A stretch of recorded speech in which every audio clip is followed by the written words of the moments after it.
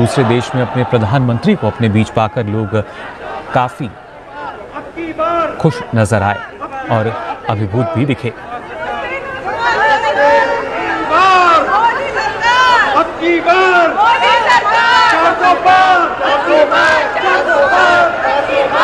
इन मुल्कों में है, लेकिन इंटीग्रेट नहीं करना। आपने बर्तानिया को बैंकरप्ट कर दिया 8-8 बच्चे पैदा करके वहां पे। বন্ধুরা, এই মুহূর্তে আমাদের প্রধানমন্ত্রী নরেন্দ্র মোদী পৌঁছে গেছে ইউএইতে, আর সেখানে প্রধানমন্ত্রী নরেন্দ্র মোদী আলোচনা করবে ক্লাইমেট চেঞ্জকে নিয়ে। সেখানে তাকে সেই রকম ভাবে বা সেই লেভেলের স্বাগতম জানানো হয়, আর ইউএই টপ অফিসারদের দ্বারা তাদের তরফ থেকে প্রধানমন্ত্রী নরেন্দ্র মোদীকে স্বাগতম জানানো হয়েছে। এমনকি সেখানে আমাদের বসবাসরত সমস্ত ভারতবাসী নরেন্দ্র মোদীকে নারাকে লাগিয়েছে। ভারতের প্রধানমন্ত্রী নরেন্দ্র মোদী এত সুন্দর ওয়েলকামকে দেখে পাকিস্তানের পেছনে খুব ফাটছে, কেননা পাকিস্তানের প্রধানমন্ত্রী সেখানে গিয়েছিল জিন্স পরে ভিক্ষা নিতে, তো সেখানে গিয়ে তার মজাককে বানানো হয়। ভারতের প্রধানমন্ত্রী নরেন্দ্র মোদী সেখানে গিয়ে ক্লাইমেট চেঞ্জের উপর কথা বলবে, কিন্তু পাকিস্তানের প্রধানমন্ত্রী সেখানে গিয়ে শুধুমাত্র ভিক্ষা পাওয়ার জন্য। আর এই কারণে পাকিস্তানের জনতা তার উপর অনেক রেগে আছে, এমনকি তাদের জনতা তাদের প্রধানমন্ত্রীকে দেখে এখন ভিখারি পর্যন্ত বলছে। তো চলুন দেখে নি পুরো বিষয়টির উপর পাকিস্তানের মিডিয়ার রিয়াকশনটা কি। दूसरे देश में अपने प्रधानमंत्री को अपने बीच पाकर लोग काफी खुश नजर आए और अभिभूत भी दिखे।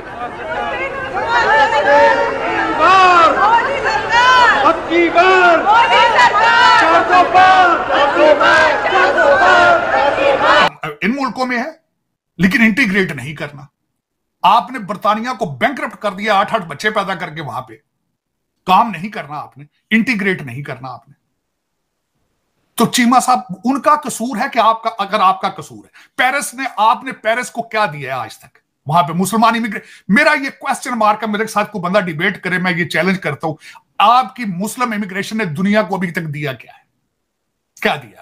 किसी वेस्टर्न मुल्क को कुछ दिया इन्होंने? मेरा ये चैलेंज। अब वो तंग आ चुके हैं। मैंने उस बंदे की पूरी स्पीच सुनी है, वाइल्डर की, जो डच है।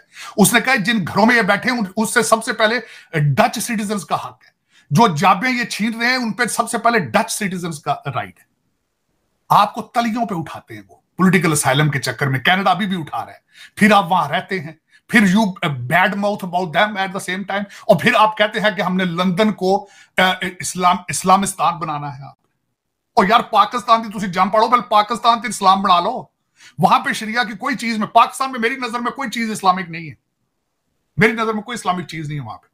आप कहते हैं उठ के जाके लंदन को जाके आपने पूरे इंग्लैंड का नाम चेंज करना चाहते हैं आप। मैंने वो सुना है, चौधरी साहब हैं आपके, वो बहुत बड़े एक्टिविस्ट हैं, हमेशा वो कहते हैं हमने इंग्लैंड का नाम चेंज करके इस्लामिस्तान रखना है, पता नहीं कोई इस तरह करनी बात।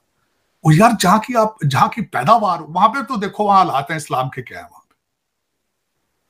वहां सारा मुल्क जो, मुझे कल किसी ने मीम किया था, उसने कहा था अब तक इस्लामी कवानीन के मुताबिक सिर्फ सूर ही हमसे बच सका है।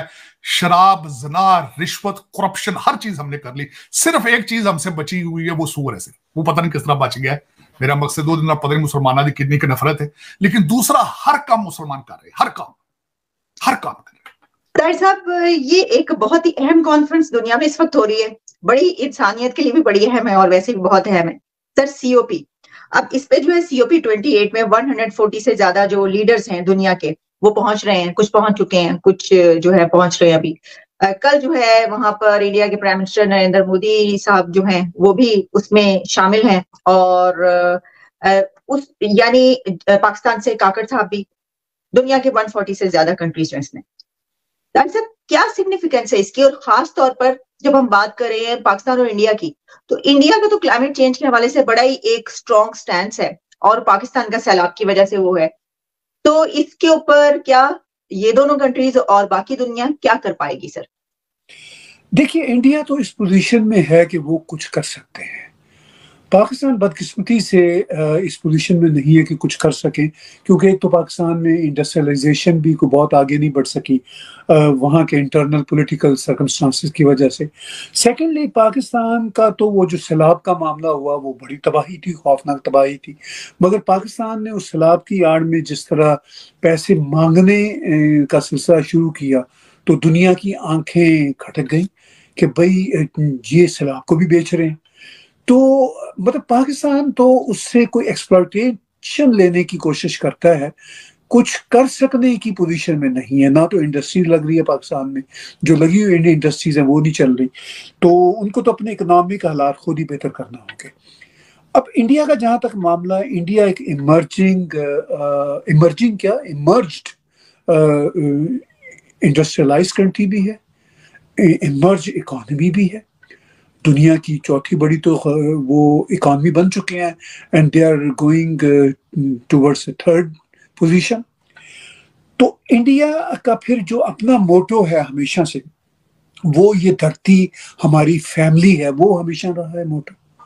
अच्छा, इंडिया देखिए, प्राइम मिनिस्टर नरेंद्र मोदी के बारे में वेस्टर्न वर्ल्ड का यही कहना होता है कि जी ये कोट अनकोट ये राइट विंग की गवर्नमेंट है, मगर प्राइम मिनिस्टर नरेंद्र मोदी कभी भी राइट विंग की गवर्नमेंट की तरह बिहेव नहीं करते। बात कर रहे हैं पाकिस्तान के जो प्राइम मिनिस्टर हैं, अभी खबर के मुताबिक यूएई जा रहे हैं, सऊदीया का विजिट होगा, मतलब गल्फ कंट्री में जा रहे हैं, और खबर ये है कि कुछ ना कुछ हेल्प लेने के लिए जा रहे हैं कि हम इस टाइम मुश्किल कंडीशन में हैं, तो हमारे वो कंट्रीज हेल्प करें। नो डाउट पास्ट में करते भी आए हैं वो कंट्रीज, लेकिन दूसरी ही साइड पे अगर दुनिया के दूसरे कंट्रीज की बात करें, वो अगर कहीं पे जाते हैं या तो वो ट्रेड के लिए जाते हैं या वो इन्वेस्टमेंट लाने के लिए या लेके जाते हैं। क्या कहना चाहेंगे इसके ऊपर आप? इसमें बिल्कुल आप ठीक कह रहे हैं, जब तक कोई मुल्क खुद अपने बाजू से नहीं खड़ा होगा, ठीक है, तो लोग कब तक आपके हेल्प करेंगे। ठीक है, वो तो यही है कि ट्रेड होती है इंटरनेशनली, आपका जो प्राउड है, आपके लिए रिस्पेक्ट है, इसलिए हमारी इंटरनेशनली वो रिस्पेक्ट भी ख़त्म होती जा रही है, क्योंकि लोग हमें भिखारी की हैसियत से जानते हैं। वो देख और उसकी रीज़न ये है ना, देखें, एक दफ़ा कोई हेल्प करता है, मैं अगर मुश्किल में हूँगा, आप मेरे से बहुत ही मोहब्बत करते हैं, आप एक दफ़ा मेरी हेल्प करेंगे, 2 दफ़ा करेंगे, 3 दफ़ा करेंगे, फिर आपको आइडिया हो जाएगा कि यार ये अपनी एफर्ट नहीं कर रहा, ये सिर्फ हेल्प के सर पे ही चल रहा है। और वही कंडीशन हमारे कंट्री की जो मुझे नज़र आ रही है। बिल्कुल सही कह रहे हैं आप।